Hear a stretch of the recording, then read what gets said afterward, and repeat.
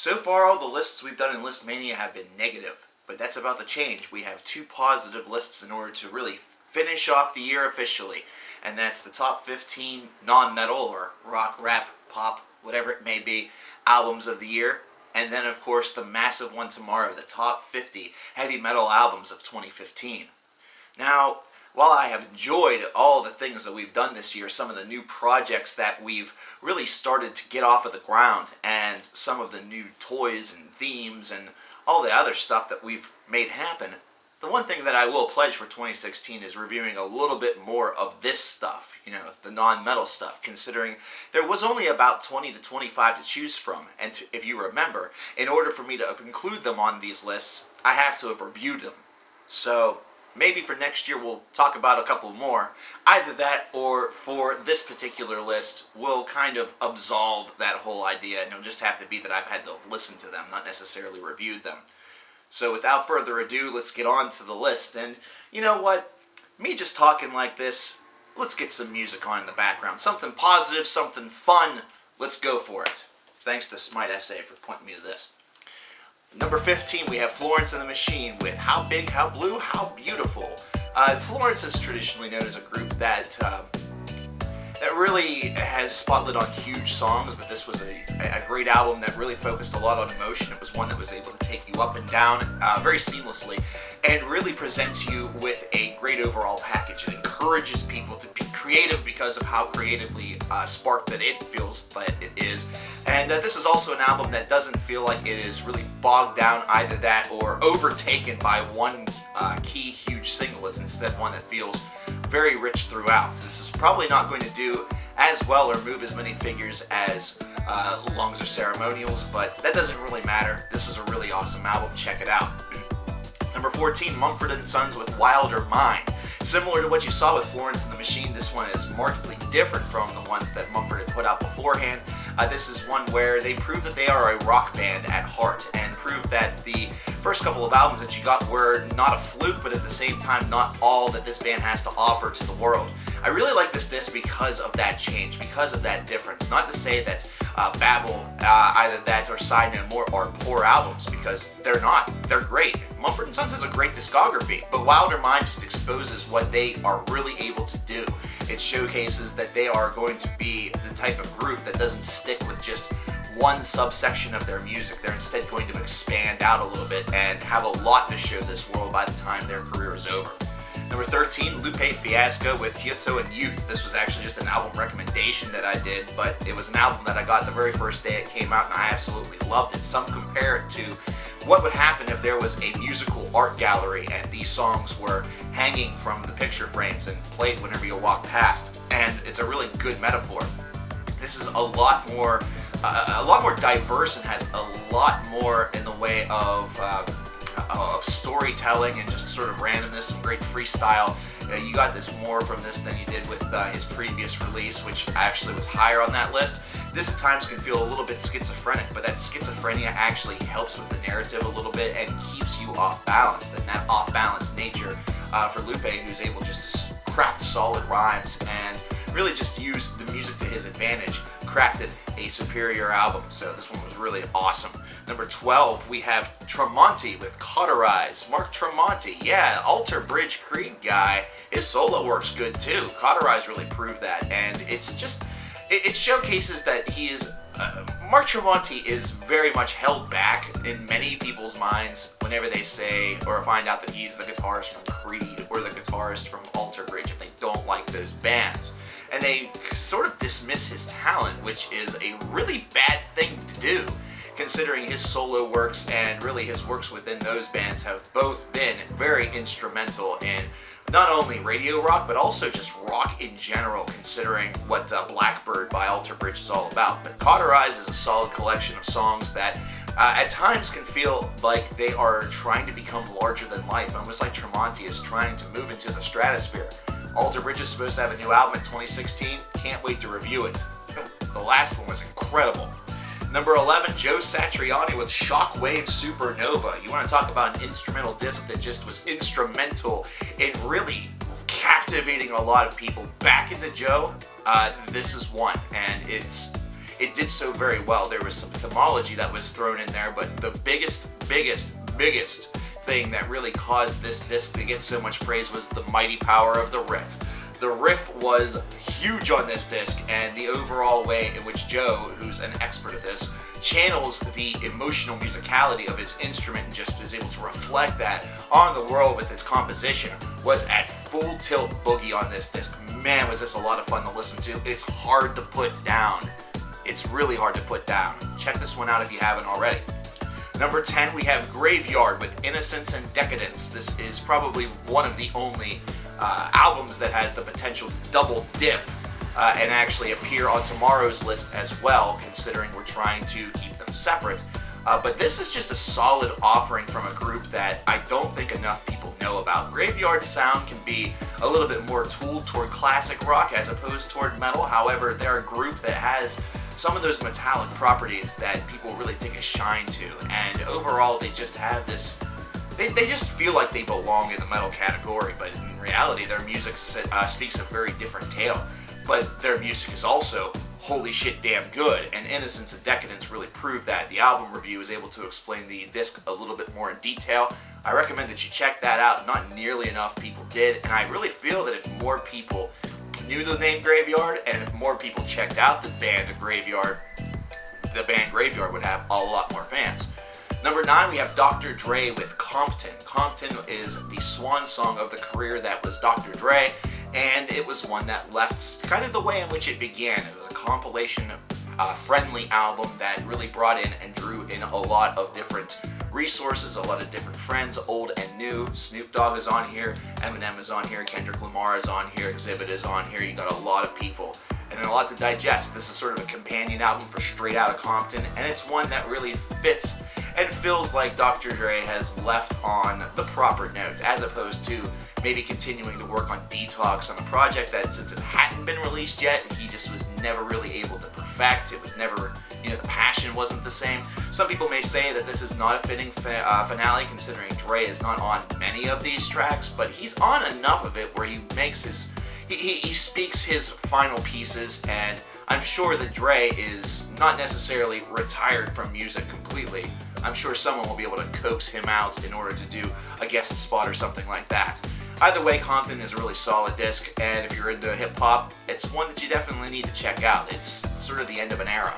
Number 8, we have David Gilmour with Rattle That Lock. This was a huge surprise. Whenever I heard that Rattle That Lock was being released, it's a year after we got The Endless River from Pink Floyd, I was kind of concerned that this was going to be just sort of the same way The Endless River was, which is a lot of previous material that has come to life. And there is some where that's true, but this is damn good. There's a lot of diversity on here. David is very capable whenever it comes to writing that soft, simmering ballad, or that soft, simmering, almost mind-expanding track, but this is one where he kind of uses a little bit more of the tools in his toolbox in order to craft an album that really comes up and surprises you. It taps you on your right shoulder, you look over there, and then it ends up on your left, and you're floored by it. It's not one that you would expect to be on this list or this high, but it's a solid release. David, you did it again. Number 7, we have Clutch with Psychic Warfare, another double dip potential. Clutch has always been a really, really fun band. My friend Brandy recommended them in the finale of 12 Days of heavy metal, and they're just such a great band. And Psychic Warfare once again proves that not only is this a fun disc, it's one that doesn't take itself overly seriously. The lyricism is absolutely ridiculous, and it's one of its positives. But also, you can imagine each one of these songs sounding louder, more bombastic, and more fun live, and that's a great quality to have. So kudos to Clutch for delivering another monster. Number 6, we have Muse with Drones. I haven't seen nearly enough talk about this disc, which is actually really solid, and it's kind of a shame that this is the one that many people pass over because they think it's too typical, or they really liked what they got with the last two, or I don't know what the real reason is, but this is a disc that does not feel as forced as people make it sound like it is. It's a great one, and it expands upon the catalog and gets a little bit harder at times. The Muse is actually pumping up some pretty hard jams on this album, and it just really shines forth, not to mention the themology of this has a lot of relevance to it. The review of this is a monster. It's one that you should certainly check out. If you're wondering, all of the links to these reviews are in the description box. I would do the whole annotation. I might do that for tomorrow, but with more people using mobile, you don't see the annotations whenever you use mobile, so description box it is.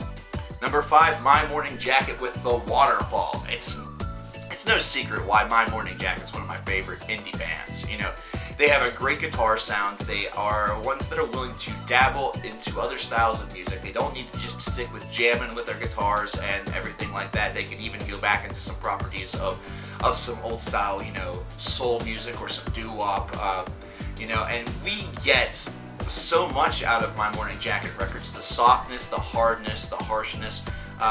They are just a tremendously capable band, and they really showcase it on each and every release.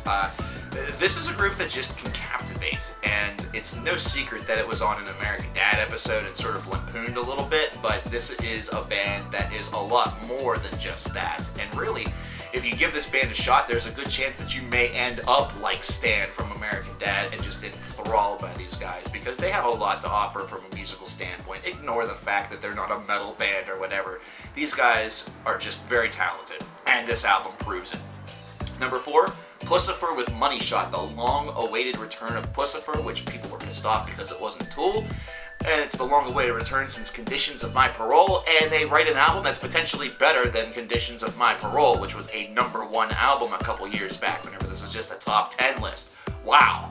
That means there's 3 albums better than this, first of all, and second of all, means this album's freaking amazing, which it absolutely is. If Puscifer remained in this writing style for the remainder of their career, it would be alright. It actually would be, because they add a little bit of layers to...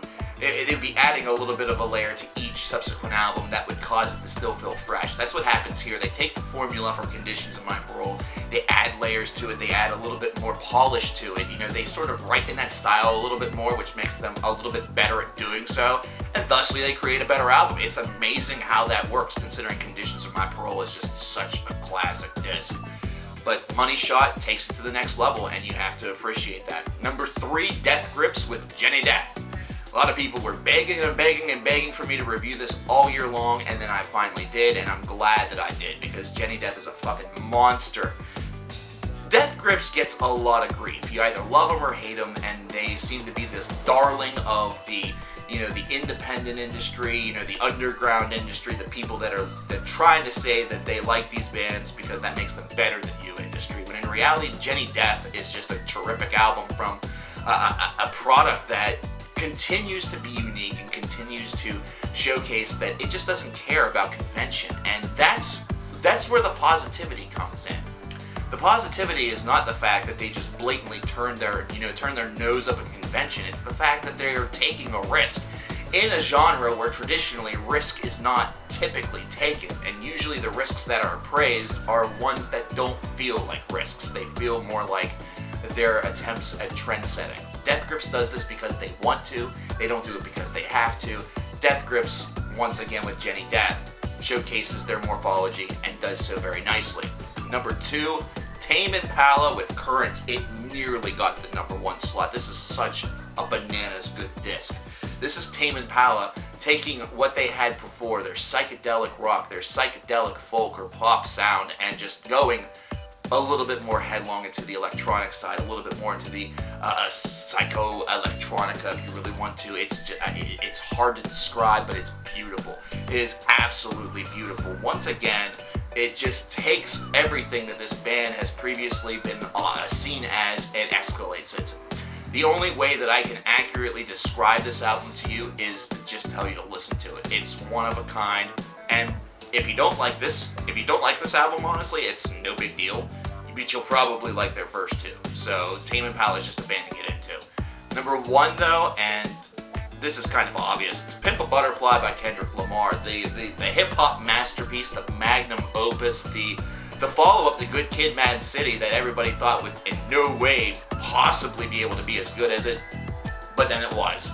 Then it ended up being potentially, in the eyes of some, better than Good Kid, Mad City.